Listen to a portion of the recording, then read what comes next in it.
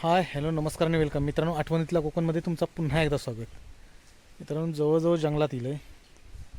चारी बाजून बघितलं तर उंच उंच जास्तीत जास्त जंगली झाडं आहेत आणि मध्ये मध्ये ही काजूची आंब्याची झाडं आहेत.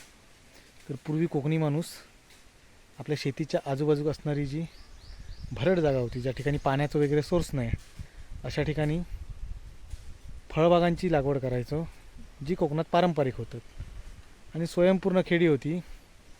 आणि ह्यो बाग त्यावेळी तयार झाले हो. 10 झाडांची बाग, 15 झाडांची बाग, 5 झाडांची बाग. आणि हे तेका आपल्या पाहुण्या रावण्यांका मुंबईवाल्यांका देवपुरते आंबे बसवायचे. तर आपण अशा बागेत लावू आणि आज या बागेचं वैशिष्ट्य आपण बघणार आहोत. मुख्य गावापासून जवळजवळ 1.5 ते 2 किलोमीटर अंतरावर ही बाग हा. आजूबाजूक असणाऱ्या ओढ्यांच्या पाण्यावर ह्यांचा शिपणा वगैरे केला जायचा, म्हणजे ह्यांका जगवला जायचा. परंतु कालांतरानं वाहनाची वगैरे साधनं झाली आणि माणसं मेहनत करण्याची कमी झाली. एक 15-20 वर्षापूर्वी आम्ही 15-20 वर्षाचे होतो, तेव्हा या ठिकाणी 15-15 लिटरच्या तेलाच्या डब्यातनं व्हाळावरनं पाणी आणलं जायचं आजूबाजूच्या ओढ्यावरनं किंवा विहिरीवरनं, आणि ह्या झाडांका फवारणी केली जायची. 2 ते 3 फवारणीत खूप सारे आंबे लागायचे. हे आंबे ऑर्गॅनिक असायचे आणि हे आपापल्या पै पाहुण्यात देव भेटायचे. थोडेफार काय राहिले तर APMC सारख्या मार्केटमध्ये पाठवून त्यावेळची 300-400 रुपयात विक्री व्हायची. पण आंब्याची जी क्वालिटी होती ती एक नंबर होती. परंतु आता पहिल्यासारखी फवारणी देखील होत नाही, कारण आता फवारणीत पाणी देखील भरपूर वापरला जाऊ लागला. 2-3 फवारणीत झाडांका आंबे लागत नाही, त्याच्यासाठी फवारणी देखील जास्त करूची लागता. आणि अशा कारणांमुळे या झाडांका जवळजवळ फवारणी बंद झाली. तर तुम्ही बघितलात तरी या ठिकाणची 15 झाडांची बाग आहे, छोटी छोटी. प्रत्येक जण स्वयंपूर्ण होता आंब्याच्याच बागेत. ही आज बाजूची दिसतात ती रतांब्याची झाडं आहेत, ज्याच्यावर वर्षभराची कोकमा व्हायची, आगळ मिळायचो.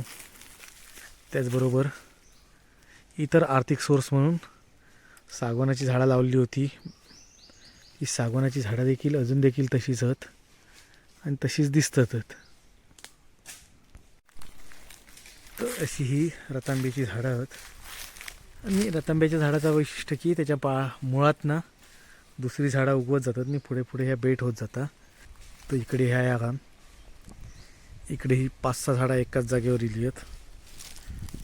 इकडे जर बघितलं तर खूप सारी अशी बारकी बारकी झाडं येतात.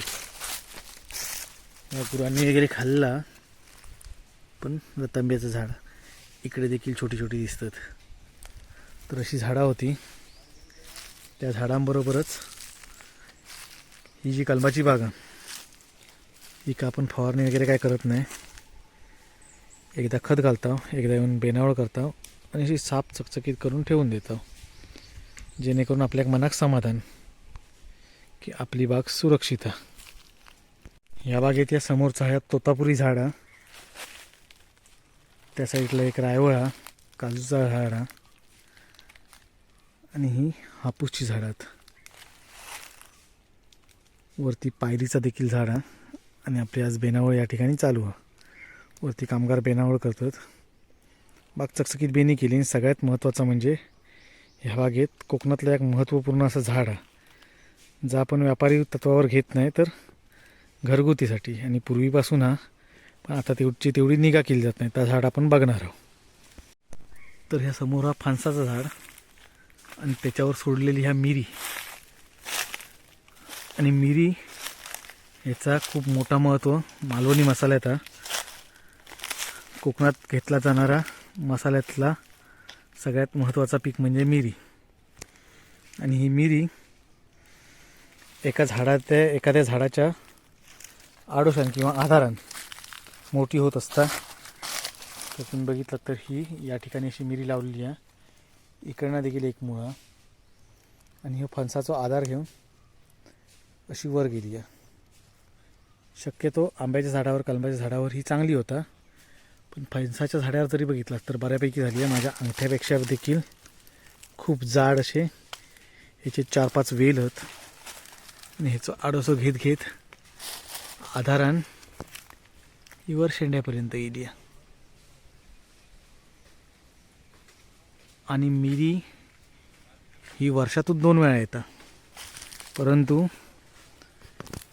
तिका वरना पाणी पडाक हव्या तरच ती टिकता. त्यामुळे मे महिन्यात जी येतात ती आपल्याकडे टिकत नाही. पावसाळ्यात येतात ती टिकता आणि साधारण पौष महिन्यात ही काढूक होतं. आता जर आपण बघितलं तर काढूक गेलो तेव्हा खूप सारे दाणे खाली पडलेत, कारण पौष महिना संपल्याच्या नंतर आपण येईल. हे असे हिरवे दाणे पडले आहेत आणि पिकलेले पण आहेत, पण पिकलेले आता दिसत नाही आहेत आणि कॅमेऱ्यात येणार नाही असे खूप सारे पिकलेले दाणे देखील पडले आहेत. तर ही मिरी ही जर बघितलात वरचा आवरण गेली या तिका सफेद मिरी म्हटला जाता आणि ह्या आवरणासहित सुकून जी केली जातात तिका काळी मिरी म्हटलं जातं. त्याची एक वेगवेगळी प्रोसेस आहे जी कोकणात केली जातं. आणि प्रोसेस केलात तर तिचा मूल्य जाता वाढन भेटतं. परंतु एवढा जरी झाड तुमच्याकडे एक असला तरी तुमच्या वर्षभरासाठी लागणाऱ्या मसाल्यात जेवढी मिरी लागता तेवढी तुमका मिळू शकतात. तर आता आपण काढलेली मिरी तुमका दाखवते. तर ही ह्या आपण काढलेली मिरी पूर्ण तयार झाली आहे. एवढी पिकापर्यंत ठेवता नाही, पण आपण या ठिकाणी जेव्हा येणार तेव्हा आपण ही काढणार. ही समोरच्या जर पिशवीत बघितलं तर ही समोरची पिशवीवर जेवढी आपल्या एक वर्षभराक लागत एवढी मिरी मसाल्यासाठी पण आणि इतर पण स्वतःपुरती तर भेटली, बस झाली. तर असा ह्या मिरीचा पीक पूर्वी कोकणात जेवढा आपल्या एक जा हव्या ताता झाड एक एक लावला जायचा आणि स्वयंपूर्ण खेडी होती. आता लोकांनी ज्यांची मिरीची झाडं आहेत ती मिरी काढूक पण कठीण असता.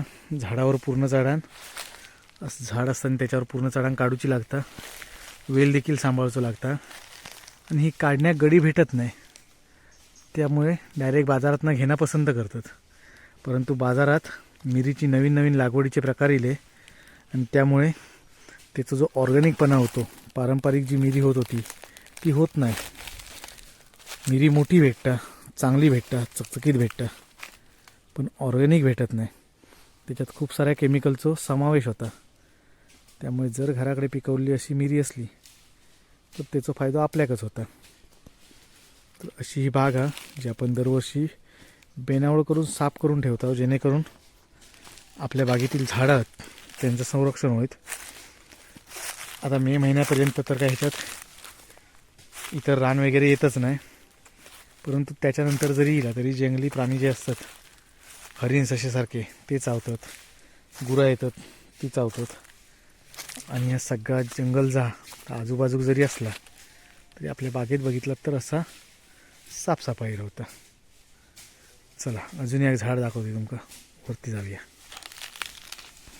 जा झाड तुमका दाखवूक म्हणून इलंय ताच झाड काही नाहीसा झाला, म्हणजे जवळजवळ मेलाच.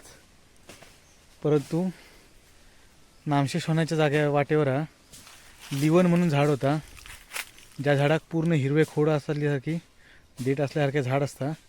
आणि त्या झाड पूर्वी जेव्हा वांगण करायचे किंवा मळ्यात शेती करायची तेव्हा पाठान पाणी देताना त्या झाडाचं असं तुकडो काढून त्या पाटात ठेवायचो आणि त्याच्यावर दगड ठेवायचो. मग ॲटोमॅटिक त्याच्यातनं जो डिंक येतात तो शेतीत जाऊन शेतीचा वाळवीपासून वगैरे संरक्षण करायचो. असा तर झाड होता. आता काही दिसत नाही, नंतर तुमका कधी दिसला की दाखवीन इतर खायच्या तरी ठिकाणी. तर ही बघितलं असतं झाडं आहेत, इकडची वरची छोटी आहेत, अजून देखील त्यांची सफाई करूची आहे. तर ही सफाई करणार आणि नंतर घरात जाणार. तर तुमका व्हिडिओ कसलो वाटलो कमेंटच्या माध्यमातून नक्की कळवा. तुमच्याकडे देखील अशी पारंपरिक झाडं आहेत किती आणि कसली कसली आहेत ती कमेंट करा. व्हिडिओ आवडला असेल तर लाईक करा, शेअर करा. चॅनलवर नवीन असलं तर चॅनलला सबस्क्राईब करा आणि असेच नवनवीन व्हिडिओ पुन्हा पुन्हा बघण्यासाठी बेल आयकॉनवर क्लिक करा. धन्यवाद. Tata bye bye. अशी झाडं राखा होई जेणेकरून आपल्या मागच्या पिढी आपल्याकडे दिलेलो वारसो आपण पुढच्या पिढीकडे सोपवू शकतो. म्हणून सांभाळू होई. खर्च होता तर काही इलाज नाही.